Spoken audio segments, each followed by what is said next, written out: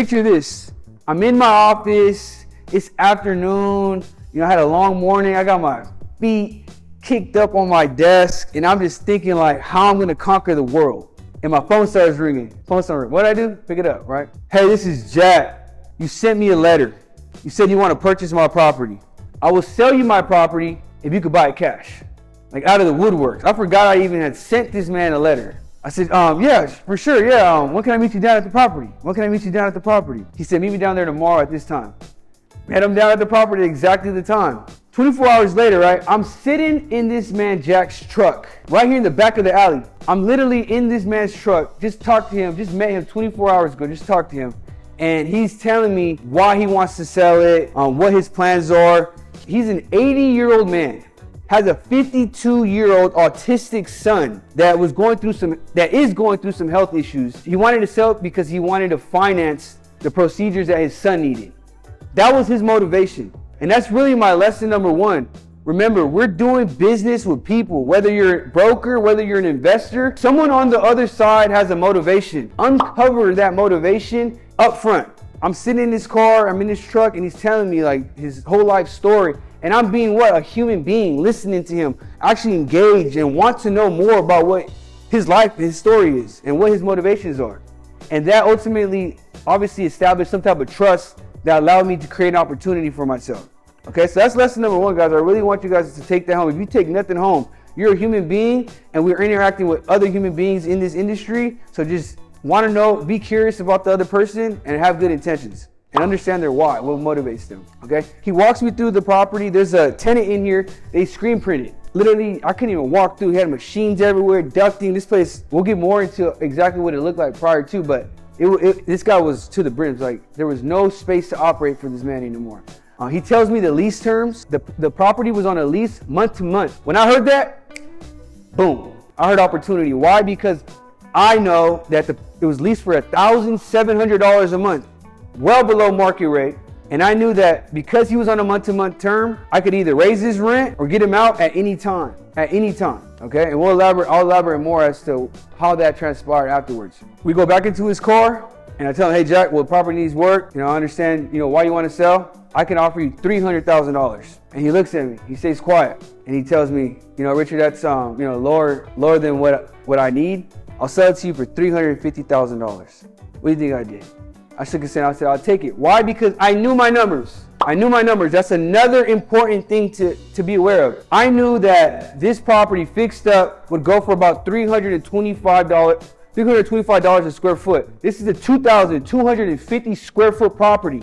If you pull out your calculators, that would calculate $730,000. Not in the condition that it was in, but the future potential value of this property, right? So when I heard 350, I could have went back 325, 340, but why haggle and get greedy when I already knew there was a good opportunity still to be done there, right? So we shook hands, literally went straight to escrow, put my deposit up. 2 weeks later, closed on the deal. I talked to this man literally within 3 weeks from him calling me, the deal was done.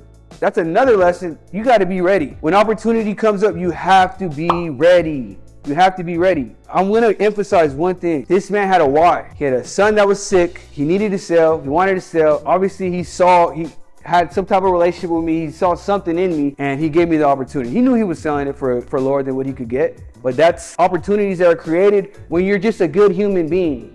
What happened during escrow? I really want to go over those 2 week period because it was quick. 2 things that I did. I got a property inspection. I checked the physical components of this property. I wanted to make sure that I was not buying something that was going to fall down after I purchased it, right? Did a general inspection. I got the roof check. I got the plumbing check. Got the electrical check. Got the foundation check. All things checked out. The roof is shot, but I already knew that coming into it. So that was something that I was aware of, right? So if you own commercial real estate or if you plan to buy commercial real estate, get your phase 1 done. This is an environmental inspection that any lender is going to require, any conventional lender is going to require before they fund a deal.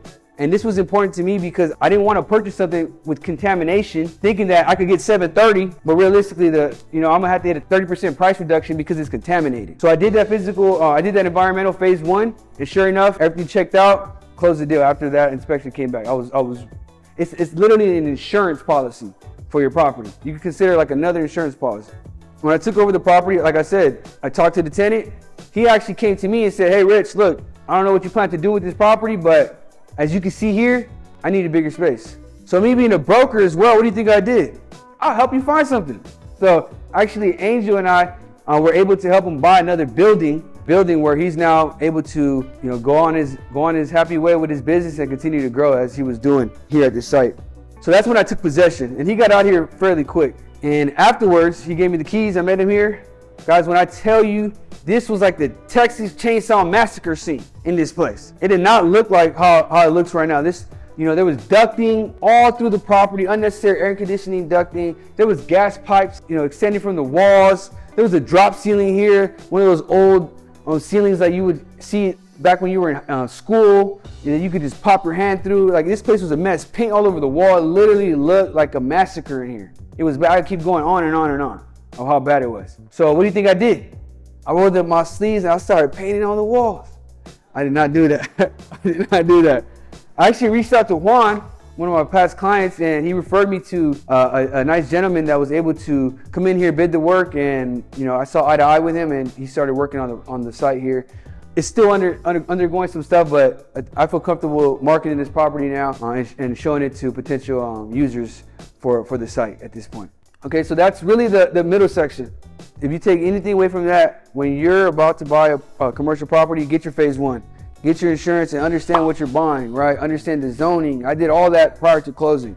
I already knew the zoning prior to this. This is M2 property. It's industrially zoned, and I know the uses and the potential tenants or buyers that could occupy this space, and I saw a lot of value because of that. So know your numbers, know your market, know your stuff. Educate yourself. Instead of watching that Netflix film tonight, maybe go on the local city use code and see what you can and cannot do there. The exit strategy, right? My plan with this property, and that's really where I really want to go into the nitty gritty, because I mentioned the value, right? At $325 a square foot, this property to an owner user, right? To someone that wants to buy a property for themselves on the public market, I could sell this for $325, which would equate to $725,000. I purchased this for $350,000. I'm in it at about $20,000 right now with just the cosmetic repairs that you see here. I'll probably put in another 10, so let's call it $380. You could do the math and look at the spread there. In commercial real estate, properties are not just valued on a price per square foot. And that's why you guys are all here today, because I think this is where the arbitrage occurs. This is where the magic happens. I know that in commercial real estate, properties are also valued by the income approach, which is the net operating income of this property, right? Like what is the return on this property as an investor? Because a bank is also going to value it that way as well, right? They could value it based off of cap rate, which is that income approach, or the price per square foot. I'm going to push for the cap rate all day, as you'll understand why just in just 1 second. Going into this property, I knew I could rent this out for $2 a square foot.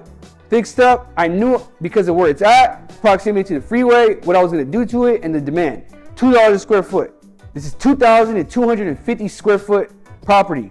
That's $4,500 a month, gross. In order to get the income approach value, I would have to deduct my monthly expenses, which would only be here, my property taxes and my insurance. That is gonna be a little bit less than $500. Let's use $500 to keep the math simple. That is $4,000 a month net, like like in my pocket, I don't have to work after all expenses, $4,000. Multiply that by 12. That's $48,000. That is the net operating income of this property. If you divide that by the going cap rate, it will give you what the value of this property is on an income basis approach. So the going cap rate for an industrial asset here in Los Angeles County primarily is about 6%. Take that $48,000 divided by 6%, and it will pump out a value of $800,000. So I gave you two ways to value this property. The price per square foot, what the market's doing to an owner user at $325 for this square footage at $730,000. And I gave you the income approach, what I plan to do. Lease it out for $2 a foot. After all my expenses, I'm in at $48,000 a year net, divided by 6%, which is the going cap rate, $800,000 valuation that any conventional lender will give me once that lease is executed. $800,000 valuation. I got 3 lenders right now. They will give me 75% loan to value ratio. They will loan me $600,000 on this property right here, right? It's free and clear. So I could literally squeeze out 600. My plan would be to refinance when the rates come down a little bit so that I could keep my cash flow, take out my entire initial investment. Let's say I take out 50%. Keep it that simple. At $800,000 valuation, I take out $400,000 and I just go do it again. But I want to just go over those 3 main things that I just went over, right? There are opportunities everywhere. And more than likely that opportunity on the other side of that table, there's going to be another human being. Be a good human and understand that this is a relationship business and that these opportunities, this wonderful quote that this woman gave me one time. She said, Rich, don't worry about that deal if you didn't get it. My husband once told me, deals are like buses. One comes around every 15 minutes. Guys, there's opportunities everywhere, just like this. But just know that there's gonna be someone else on the other side. Understand the motivation and be a good human and build a relationship. Okay, that's number 1. Number 2, have a plan. Have a strategy for yourself. That's why you guys are all here. Maybe you guys already know this stuff. Maybe you don't. Maybe after this you're inspired to go talk to a broker or a financial advisor on how you could start building wealth for yourself as well. Have a plan, because you're more than likely going to attract what you think and what you're conscious of. So have a plan. And lastly, number 3 is definitely just believe. You got to 100% believe in yourself. Repeat the process, be consistent, because for those who can consistently do something without seeing the instant results, the world belongs to them. With that being said, I hope this is encouragement, for you guys all to go out today, for the rest of the year, set some goals for yourselves, and really go start to create some wealth for yourselves. And as always, I hope you found a lot of value in this video. Do not forget to join my free Commercial Agent Academy community, where we're going to be able to network. I'm going to be able to provide more resources. And as always, you are one commercial deal away from changing the rest of your life. Talk soon.